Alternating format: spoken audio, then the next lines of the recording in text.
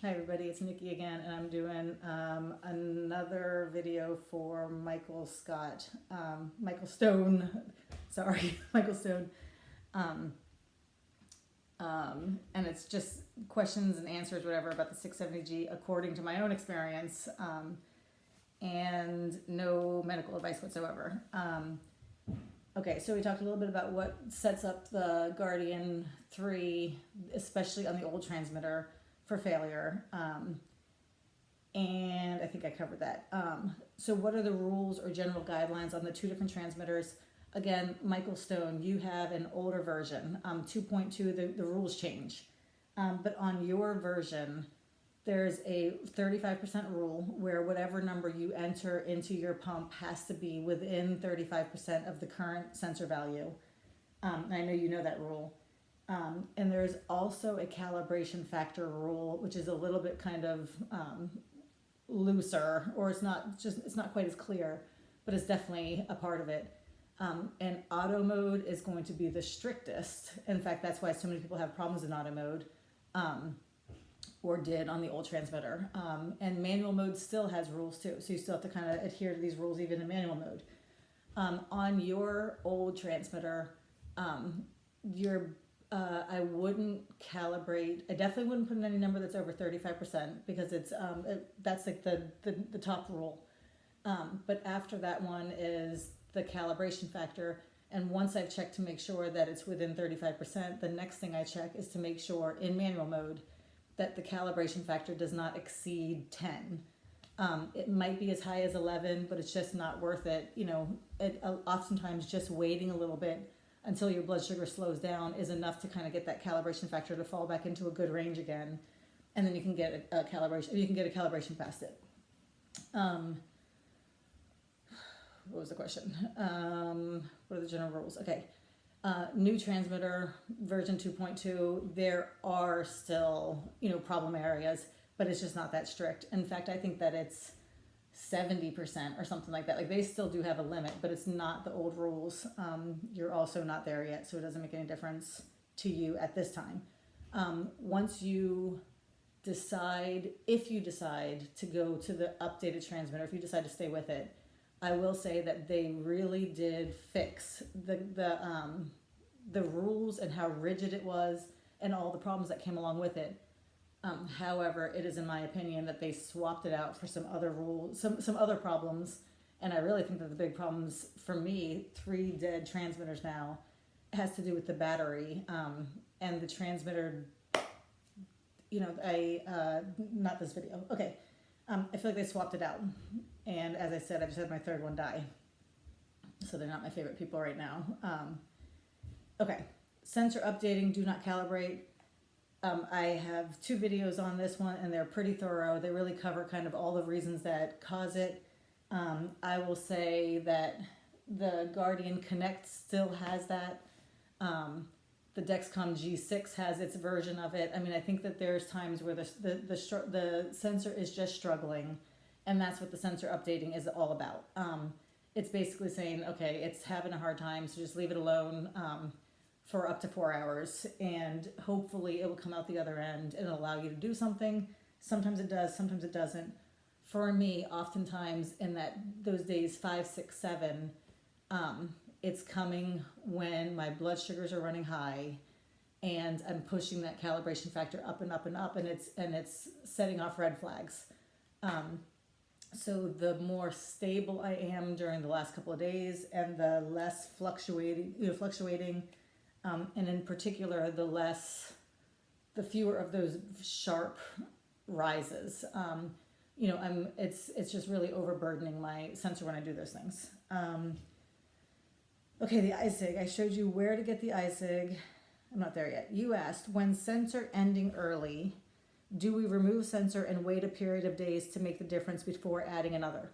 I didn't understand your question, but I think that what you're saying is that, if your sensor has died on day 4, should you wait a couple of days before putting in a new sensor? And my answer is I don't think so. I don't think it makes any difference whatsoever. The Dexcom G6 has something like that, but it's 10 minutes. And the only reason they ask you to take 10 minutes once you've pulled out one sensor is to allow the pump to actually forget, or the transmitter, whatever, to forget that session. And if you start it too soon, it might confuse your new sensor with your old sensor, and it might give you problems. I've never heard of anything like that with Medtronic.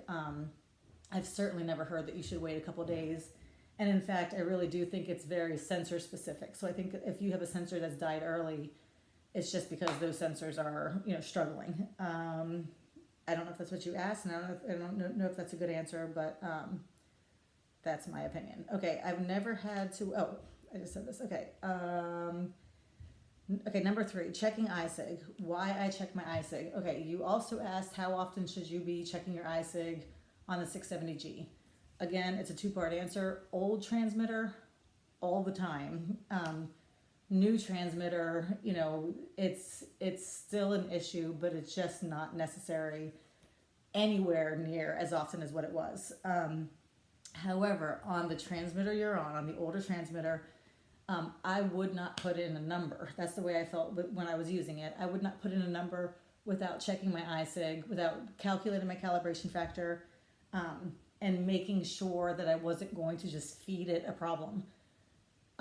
Because I was willing to do that, I actually experienced few problems with failed sensors. It's a lot of calculating, and that's annoying, and it's a lot of waiting or even manipulating whatever number I'm putting into it. There was all that kind of work, but I was able to have a sensor working pretty much as often as I needed it to. My real problem had to do with the accuracy and with the lag, and those things had nothing to do with what I was doing here. So as far as checking iSig, I did it all the time, and I wouldn't put in a number without making sure that my calibration factor wasn't, outside of range. How often do I calibrate without checking it? I would never calibrate without checking it. And manual mode, it's much better, and you shouldn't have nearly as many problems in manual mode, but a habit's a habit. And in my experience, once I got to doing it, it was always just the way to make sure that I was gonna get a good result. Where to check it? I showed you where to check it. The calibration factor equation, again, is your BG meter value divided by the iSig found on your pump, and that equals your calibration factor. And one more time, in manual mode, that range appears to be about between 2 and 10 or 2 and 11, really 2 and 10 to be safe, and in auto between 2 and 8, and really 2 and 7.5 to be safe. Okay, when in SmartGuard, can you exit the suspend to keep from having a high after the suspend? This is your next question, and this had to do with when you're using the SmartGuard suspend feature. You're saying, can you exit the suspend feature in order to keep from having that rebound high? Again, I'm not sure if I understand, but I think, yes, absolutely. In manual mode, you have all the control. It will suspend, and it will suspend for however long it wants to if you're not intervening at all. So I got into the habit of always overriding the suspends, but I always had the control. So I could do whatever I wanted. And in fact, even if I had gone the full, I can't remember now if it's 2 or 2.5 hours suspend. I think it's 2.5 hours suspend, or maybe 2.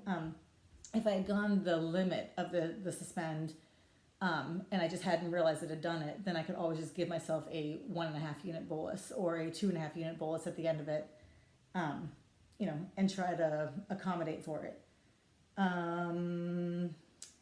Keep in mind that overriding a suspend, as well as letting a suspend go for the full 2 hours, I think, will result in the suspend feature being unavailable for anywhere from 30 minutes to 4 hours. You can see on your pump screen a small check mark. Oh, it's the tiniest little check mark right there. It's a small check mark, or that's an X. There it is. Right there is where you can see if you have a suspend feature available or not. In this case, I have nothing. I have no sensor, so there's no suspend feature available. If I had it on, it would show me a little itty bitty check mark. But that's how you can find out whether or not yours is available. 10 minutes. I'm going to end that one right there. It's going to be 54 videos. Okay, thanks for watching. Bye.